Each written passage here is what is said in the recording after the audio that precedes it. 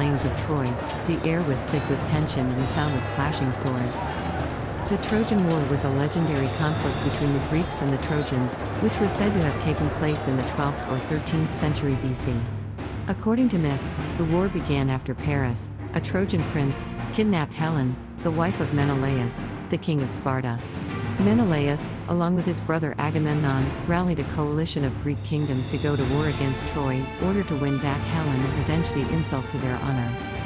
The war lasted for 10 years and was marked by numerous battles and sieges, as both sides fought for control of the city of Troy.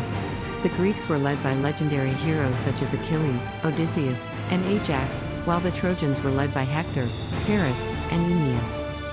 On the Greek side, Achilles, the greatest warrior of them all, led his men into battle with fierce determination. His armor glinted in the sun as he charged forward, his sword flashing through the air as he cut down Trojan after Trojan. Meanwhile, on the Trojan side, the brave Hector fought valiantly to defend his city.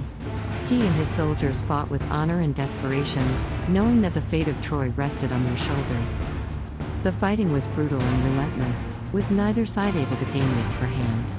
The Greeks launched a series of vicious assaults on the city walls, but the Trojans held fast, repelling their attackers with arrows and spears. As the days wore on, the conflict began to take a toll on both sides. Greek and Trojan soldiers alike were wounded and exhausted, their spirits broken by the seemingly endless war.